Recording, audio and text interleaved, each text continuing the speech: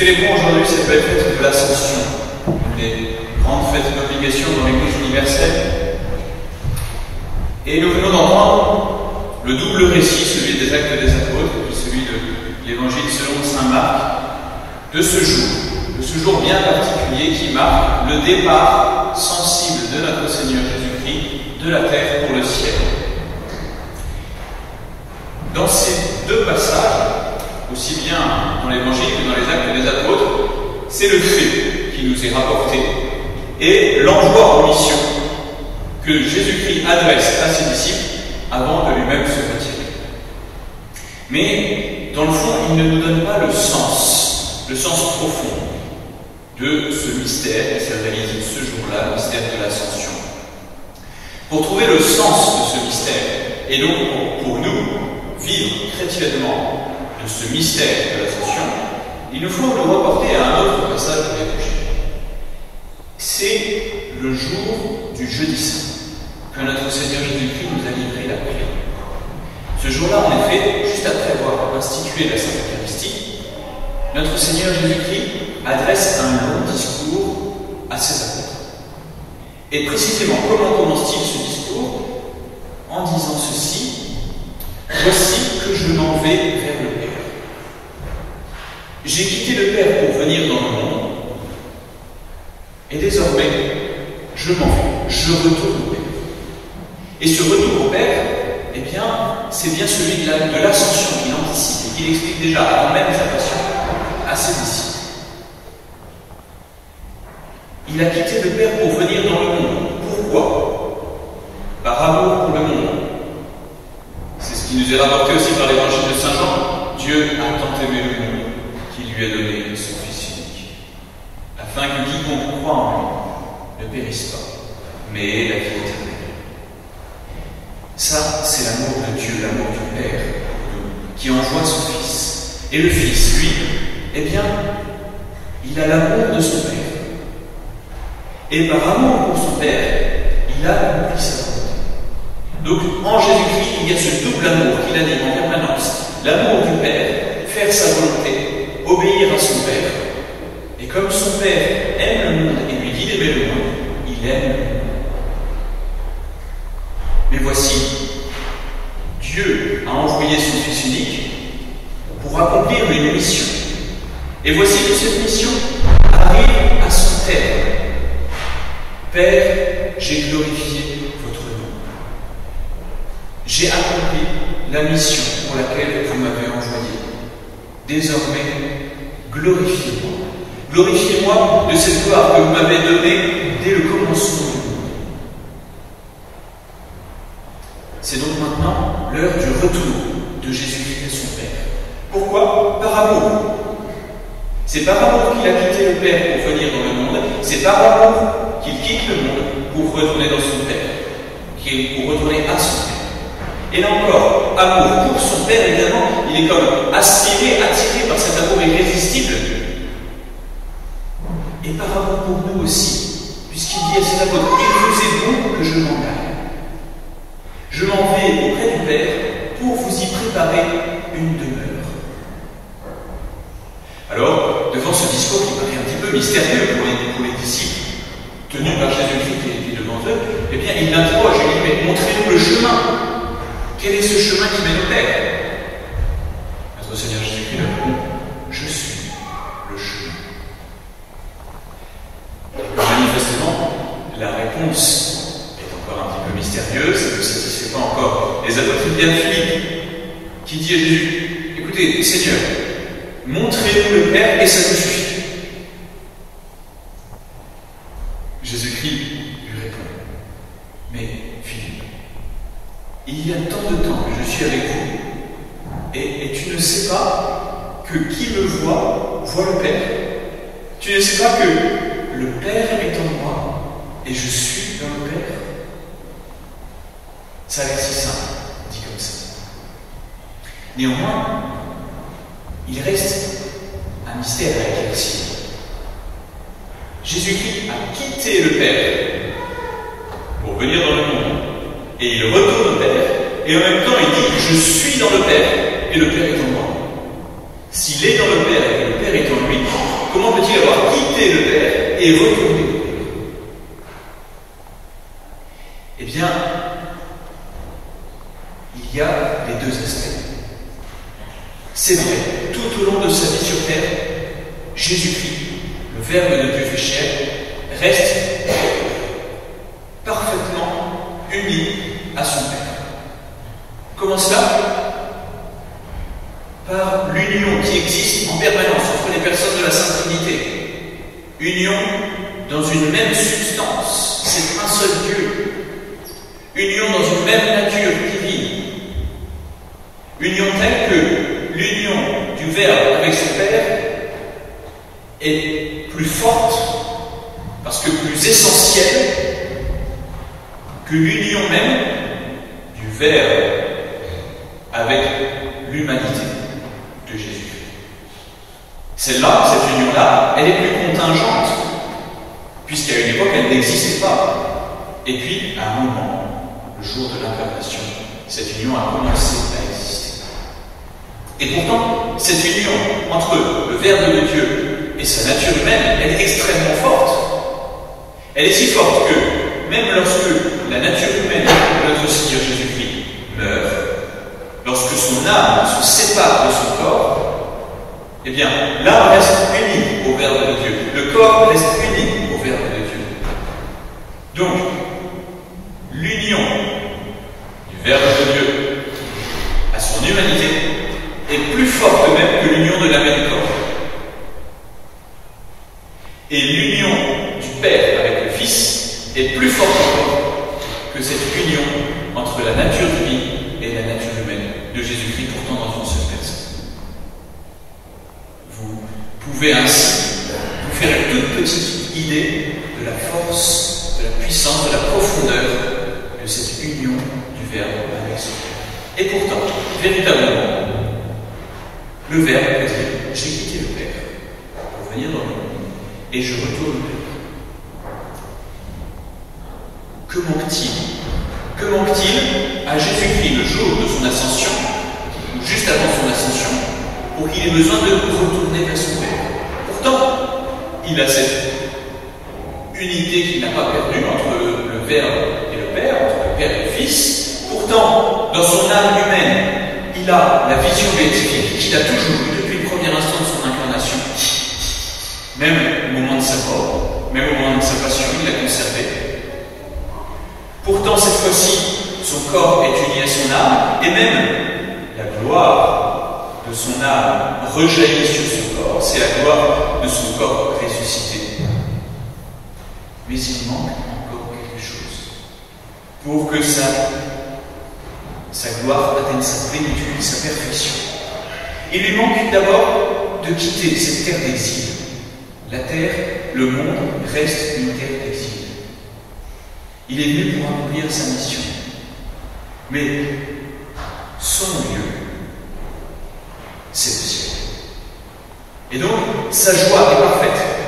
Lorsque, ayant totalement accompli sa mission, il se trouve enfin dans ce lieu. En somme, il lui manque encore un trône et une couronne. Son trône, c'est le ciel. Sa couronne, c'est la gloire qu'il y trouve, la gloire que lui donne le Père. C'est pour ça qu'il dit à son Père, avant de monter au ciel, Père, glorifiez votre Fils. Cette gloire, qu'est-ce que c'est? C'est la connaissance plus claire que tous les hommes peuvent désormais avoir de sa divinité. Désormais, maintenant qu'il est au ciel, maintenant qu'il nous a ôté sa présence sensible, aussi bien les apôtres que tous les chrétiens peuvent se dire, peuvent connaître avec plus de clarté, plus de certitude, que Jésus-Christ est Dieu, que Jésus-Christ est le Fils de Dieu fait homme. Et son humanité est comme aspirée par sa divinité. Au ciel, il est placé au-dessus de toute créature. Il participe plus encore désormais à cette divinité à laquelle il est uni. Et désormais, eh bien, il partage avec son Père cette puissance divine, cette puissance royale qui va lui donner désormais d'être juge, désigné juge pour les vivants et pour les morts.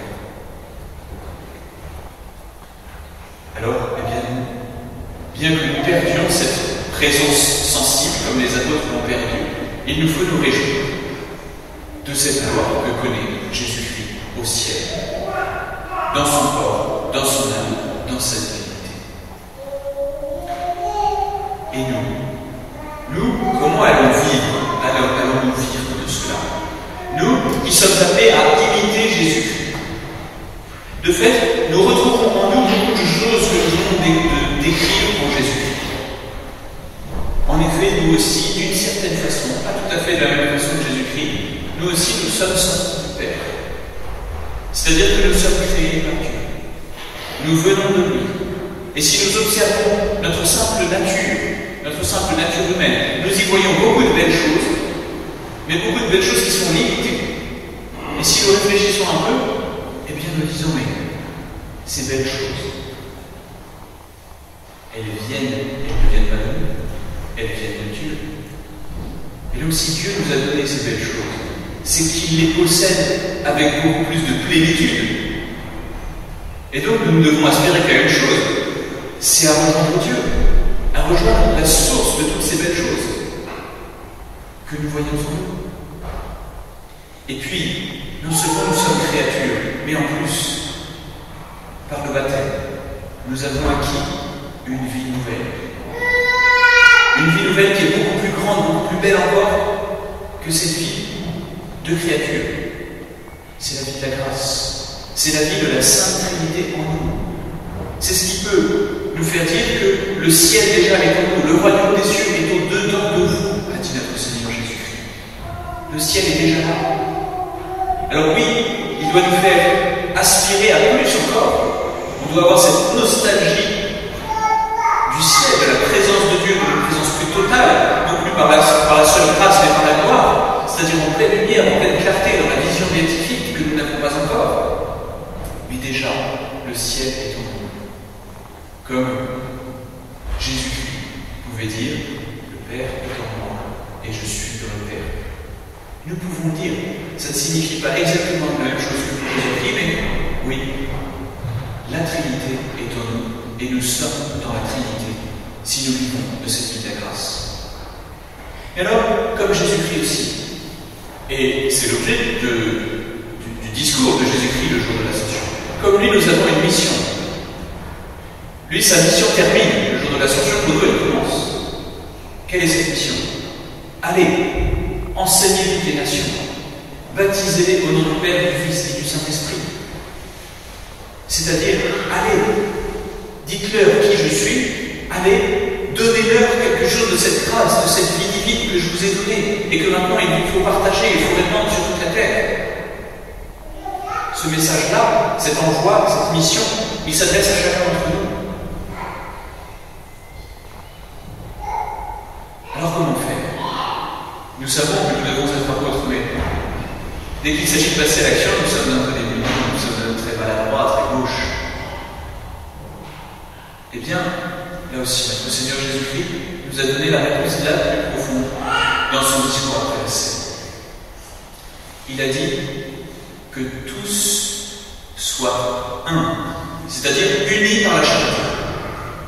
Que tous les chrétiens soient unis par ce lien de charité.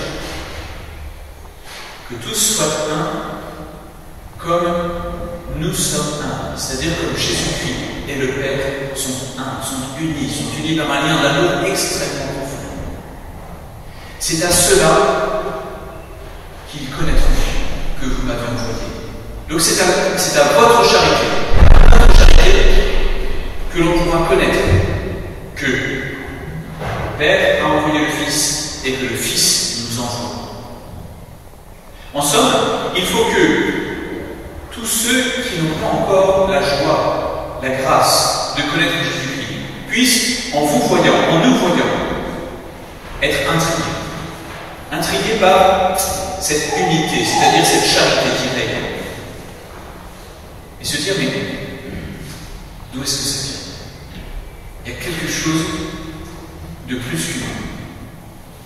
Et alors, poussés par cette curiosité, ils viendront vous demander, et alors vous pourrez leur parler de Jésus-Christ, alors vous pourrez leur enseigner ce que Jésus-Christ nous a enseigné. Parce que leur cœur sera ouvert, leur cœur sera disposé.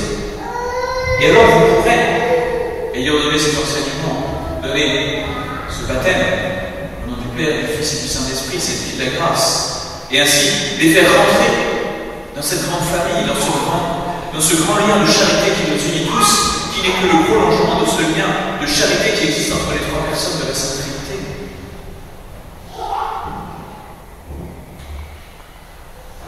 Vous comprenez, à travers ce mystère de l'Ascension, que nous sommes tous comme partagés, tiraillés par ce double attrait.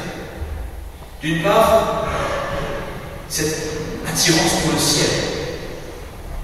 Nous sommes aussi sur cette terre comme dans une terre d'exil.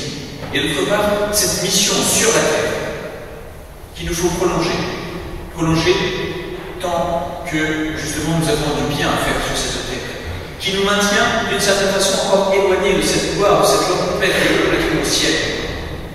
Mais c'est parce que nous sommes animés de ce désir du ciel, de cette aspiration vers la plénitude de la gloire de la vision béatifique, que nous saurons le mieux accomplir notre mission sur la terre, que nous saurons le mieux communiquer ce désir du ciel, cet amour de Dieu, dont nous devons vivre au plus profond de nous-mêmes, dont nous devons vivre déjà dans ce ciel qui est le fond de notre âme, dans laquelle il nous faut revenir régulièrement pour trouver Dieu, pour le prier, pour l'aimer, pour le servir intimement, entretenir cette amitié, et de là rayonner cet amour, rayonner cette connaissance. La connaissance appelle l'amour et l'amour appelle la connaissance.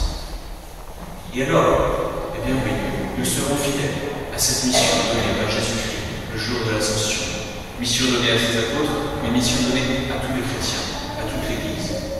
Et alors, une fois que nous aurons accompli la tâche que Dieu nous a confiée, que nous aurons suffisamment évangélisé sur cette terre, alors, bien, nous pouvons dire aussi, maintenant, j'ai accompli l'œuvre que vous m'avez